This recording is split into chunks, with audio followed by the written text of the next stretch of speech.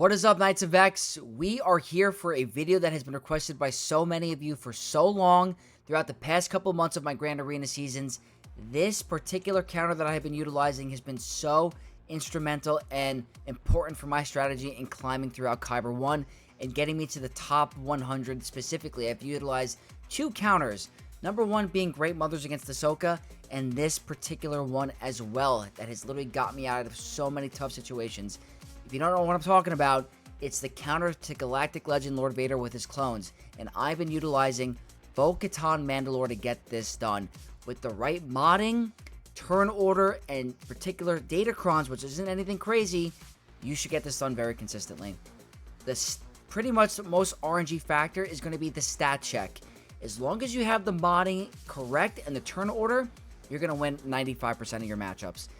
If you do lose, it mostly has to do with stats. If they have outrageous health protection on a datacron or modding, that's where it gets turned off. But let's head into the game and show you guys what exactly I'm talking about.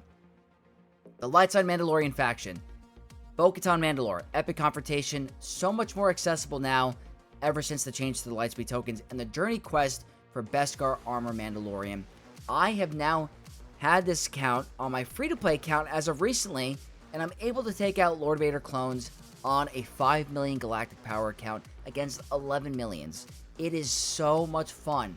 I have everything you're going to need to get this done in a infographic PowerPoint for you guys to showcase, and then I'm going to showcase some actual live footage of battles and how to get it done, and show you some RNG checks as well. I want to show you guys certain situations where it's going to lose. So, first things first, the team comp. Bo-Katan Mandalore, she's going to be your leader. Very, very important. We're going to go into everything of her kit about what you need. Beskar Armor Mandalorian, Paz Vizsla, IG-12, and Bo-Katan Kryze. She is pretty much there for her Zeta. That is pretty much it, but we're going to talk about everything. Right now, what I want to do is go into the PowerPoint. So what I have for you is my recommendations and requirements on how to get this done. So without further ado, let's head over right to the PowerPoint, which I have for you guys to fully see. Whoops, going a little ahead here. The requirements to get this done. 2 Omicrons on Bo-Katan. Essential. It's going to be her leadership. Her leadership is going to be very, very important. And what the leadership Omicron is doing, I have it over here, is Light Side Mandalorian allies are going to gain 50 mastery, max health, and 30 speed. At the start of each encounter, Light Side Mandalorian tank allies taunt for 2 turns. Very important. If there are no other active enemies, the first Light Side Mandalorian... if there are other active enemies, it says, excluding summons, the first Light Side Mandalorian ally that is defeated each battle is revived and recovers 50% health and protection. All Light Side Mandalorian allies gain 1 additional stack of Ancestral Resolve whenever a Light Side Mandalorian ally deals true damage, dispels a debuff, or resists a debuff. So, a lot of big stuff going on here. Mastery, max health, speed, pre-taunting, a revive in case you get into a little bit of trouble with Lord Vader. This one's an essential in my opinion. You are going to need it to get this done. The extra speed, the health, the mastery, all very important. The next essential one, what you're going to need, is going to be the unique Omicron, Way of the Mandalore. And what this pretty much is doing is it's allowing her to ignore taunt, which is the most important thing. Without this, the counter is never going to work. So it says with the unique Omicron turned on, Bo-Katan Mandalore is immune to daze. If all allies were Light Side Mandalorians at the start of the battle, Bo-Katan Mandalore ignores taunt effects, and whenever an ally is defeated for the first time, she gains 20% of their max health and offense, stacking until the end of the battle. The most important thing about this one is the ignoring taunt. It's almost essential. I don't think you're going to get this done without it. You've got to be able to kill one of the clones immediately in the beginning, which involves you ignoring Scorch's taunt. So, those 2 Omicrons, essential. The third one, not essential by any means. It's a luxury, but it could help you stack up your defense a little higher in your passive. It's pretty much giving you more stacks of Ancestral Resolve when you're doing it. So, and if you aren't able to assist, you gain a bonus turn. It's just a luxury. It's not essential. Now, the next important thing I want to talk about is going to be the datacron. It doesn't require anything crazy, but what I want to keep a note of is that the most important thing is your tankiness. you want to be able to survive the beginning hits and making sure that you don't drop below a certain health threshold to trigger Bam's bonus turn a little too early. So I'm always going to recommend to everyone running this a light side level 3, a 15% HP and protection level 3 for light side. You're practically making your whole team extra durable and tanky. Now, if you guys don't have a Datacron set or meta that has that Datacron included, there are going to be very powerful focused Datacrons with lots of extra protection, extra health, and offense. I think the most important stats for you when facing a Lord Vader is going to be offense and protection. You don't want to stack up too much health because that's going to mean more damage for the dots, and sometimes tenacity. I'm going to get into all of that with the modding. But if you're looking for a Datacron with stats, it's protection and offense. You don't really have to worry about crit damage at all. Lord Vaders can't really be crit above a certain or below a certain health threshold, so the extra offense is the most beneficial. The more damage you do, the more likely they're going to get melted, and especially with Bam's Whistling Birds, it's very, very powerful. So that's just talking about the requirements for it. The level 3 is almost required. It's not essential. There's going to be focused Datacrons that help you, so I want to keep that in mind. Now, next up, heading right into the modding. So first things first. First mod. Character that needs to go first. IG-12 and Grogu. The way I have my IG-12 and Grogu modded is going to be a speed set with health secondaries. If you have defense, perfect, even better. Not a lot of players have defensive mods. Has to be first in the turn order. 300 speed at a minimum. If you can go above that, very good. 330 or higher, you're killing it. But I want to say that even without a 330 speed IG-12 mod or speed set, you're still going to be able to get this done. But 300 is the bare minimum in my personal opinion. Now, I'm going to get a lot of questions about this, about, wait a minute, a lot of his kit is based off his max health. Why are you modding him for protection? The truth is that he does have health recovery for the other allies based off his max health, but the most important part is for him to live. And if you have him modded for protection, those damage over times are going to do less to IG-12. So you need him to survive. There's going to be times where he has Order 66 from removing buffs off of Scorch. He's going to be taking a lot of damage. He's going to have a lot of dots on him. You don't want him to be dealt all that dot damage. So I'm recommending full protection on the primaries besides the arrow. It will deal less damage to his max health with the dots. Protection is better off that way. So that's why I have him first in the turn order, because you want him to remove buffs first, get the blind, and then Bam's going to go and do all the shenanigans. So IG-12 is going to be your fastest character. 300 is the bare minimum, as fast as possible. Protection modding to stop and do less damage for the damage over times. So that's the number one. Number two. This one's going to be a little bit harder to achieve, but if you can do it, it's going to be worth it. Beskar Armor Mandalorian. Offense, offense, offense. Health secondaries. If you have defense, go right ahead. Easy to replace. But offense. He needs to be at least 10.5k offense or higher. I have mine at around 11k. You can still get this done at 10.5. You just got to make sure you have a good Datacron and the speed and turn order are correct. On the arrow, I'm recommending a speed arrow. If you have an offense arrow with high speed, like a 24 speed, replace it with offense, because the more offense he has, the more damage his Whistling Birds are going to do. Offense on the triangle, offense on the cross because of the Whistling Birds, protection on the circle to prevent the damage over time damage, and then obviously the rest are going to always be the same. So what I'm recommending for him is going to be 281 speed or higher. If you can't get to that exact number, not a big deal. The most important part is going to be what's coming next, making sure he's not slower than Bo-Katan Mandalore. But for me, I think 10.5k offense, 281 speed is going to be a great benchmark for you, a great start, and the turn order is second. He has to go number 2. It's very, very important. But pure offense, that's the way to go. Which leaves the epic confrontation Bo-Katan Mandalore. Same exact mod set as Bam. Offense, offense, offense. Either HP or protection on the circle. Doesn't matter for her because she's immune to max health damage or percent max health damage. The arrow, if you have a fast offensive arrow with speed secondaries, go for it. If you don't, go for a speed primary with offense secondaries. She wants to be at least 11k offense because she can get her offense up pretty high. Now, her speed, she has to go third in the turn order. That is the most important. Nope. 1, 2, and 3 are the most important. 4 and 5 are flexible. I'm recommending 280 speed. And you're going to see in the bottom middle, it's going to say -1 speed, then bam. You need her to be 1 speed slower. It doesn't have to be exactly 1 speed, but she has to be third in the turn order. That's the most important part. The reason why you're dealing offense on the triangle instead of crit damage is because Lord Vader can't get crit under a certain health threshold, like I said earlier. So she's going to benefit a lot from the offense. 4 and 5 are way more flexible. 4, I'm going to say, you're going to see in 4 or 5 is going to be, doesn't matter. Paz Vizsla. He does not need speed. He needs to be tanky and tenacious. The reason why I'm recommending a tenacity set with defense is because if he gets stunned by Appo, it messes up the turn order. Whenever a light side Mandalorian ally is stunned, I believe Bo-Katan or something gains 10 speed. If she gains 10 speed, she's going to jump bam and mess up your turn order. The target more than likely going to get stunned by Appo is going to be Paz Vizsla because he starts with taunt and it gets resilient defense, which is practically a taunt. So with him, do not worry about speed. He needs to be tanky, defensive, and tenacious. So protection on all the primaries besides the cross. Add a 1 single tenacity set with the tenacity primary on the cross. That should be more than enough. Appo's base potency isn't too high.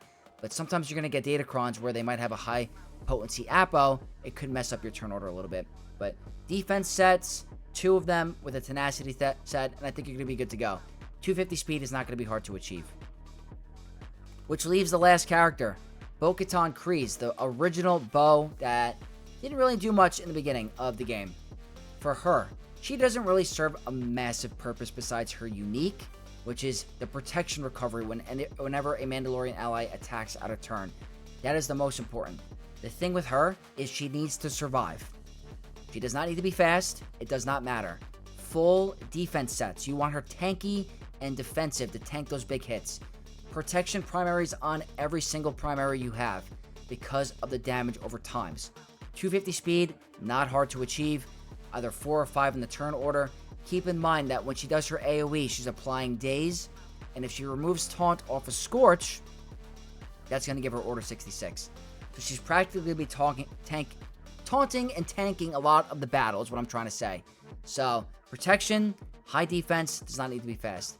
That is important. So that's going to wrap up the slide. So we're going to head back into game really quick, and I'm going to show you guys some gameplay in a second, but that's what I have on my main account. If you're looking at relic levels, I do have my Bo-Katan at 8, I have my Mando at 8, Paz Vizsla at 8, and IG's at 7. Be very cautious of Relic Delta with the clones. If I were you, if I had to make a recommendation, my highest Relic level would be Bam. I kind of wanted his Whistling Birds to do some crazy damage, so I'd say Relic 9 for Bam, Relic 8. Bo-Katan, Relic 8, Relic 9. Paz, Relic 7, Relic 8. IG-12 can stay at Relic 7. Bo-Katan needs to be Relic 7 because her Relic Delta gap at 5 is going to be too much. So I do want to talk about how that's going to be very important about the relics.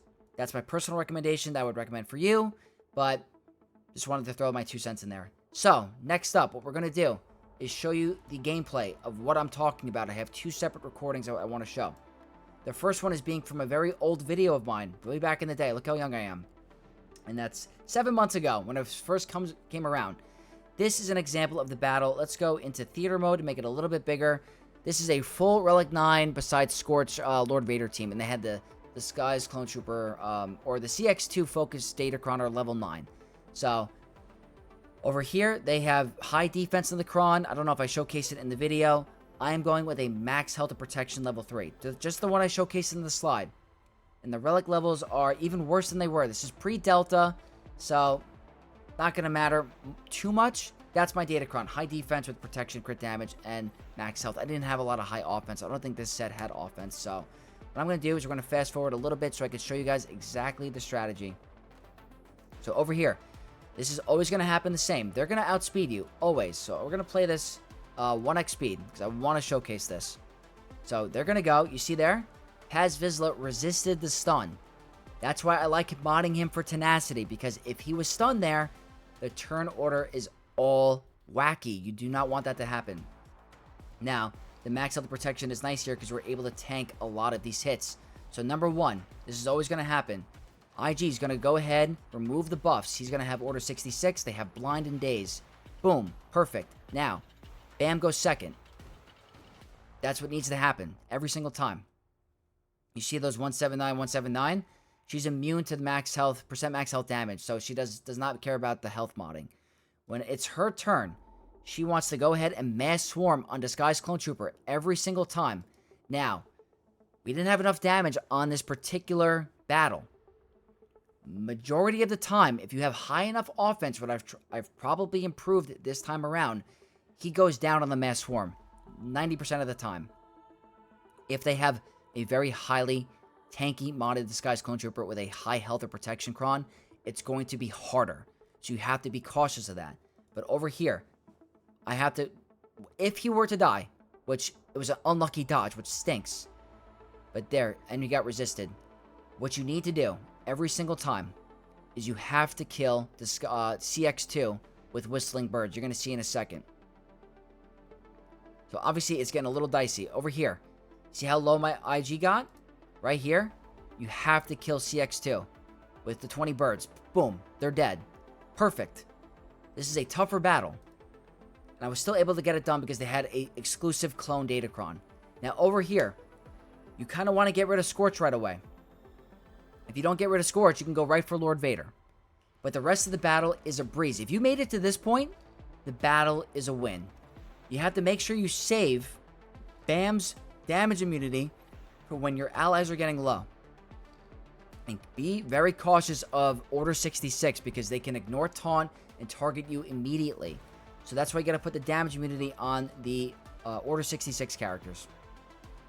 Now over here, I'm trying to get rid of Lord Vader. If you can't get rid of Lord Vader, you want to get rid of Scorch first, that's absolutely fine.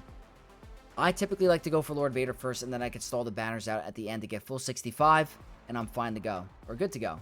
Now over here, targeting Lord Vader, going all out on him. Bo's doing massive, massive damage. That's why you want to have her with a lot of offense. She does crazy good numbers. Now over there, I just go for a Daze. I save the Whistling Birds just in case one of my characters get low and I need a cleanse. So now, Lord Vader is about to go by. I end up saving the Mass Swarm, I think, because I wanted to save it for banners. Lord Vader is gone. Just like that. Now over here, I'm cleansing Paz because he has heal immunity. With extra tenacity, I'd be even better. So, even at the time of this recording, which was a long time ago, I still didn't have the modding perfectly up to snuff the way I have it now. So this is a very old recording that I wanted to show, but I wanted to show it because it was for an exclusive Datacron for the clones. So I wanted to showcase, even at their best, we could still take them out with a very basic Datacron. So the rest over here is going to be cake. Just wanted to showcase that.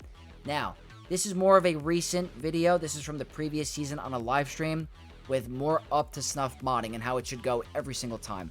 So over here, this is going to be my chat replay, but this was done a week or two ago, maybe last week. They're going to go ahead, go do their thing, obviously. You see over there, it says resisted. If I don't have tenacity modding, it messes up the turn order, so that's why it's important. Now, over here, they're continuing to do their thing. IG does the same exact thing. Didn't get the stun, but I did get all the blind and the daze, which is phenomenal. Now, Bam does Whistling Birds. Always. You do the Mass Swarm on Disguised Clone Trooper. You're going to see over here, he goes down. That's how it should happen every single time. We're at 20 stacks of birds. Then I go right for CX2. And at this point, the battle is won. The rest is easy. It's now practically just trying to end with a 65. This is so important because it's going to help you with off-meta-ing the meta, if that even makes sense.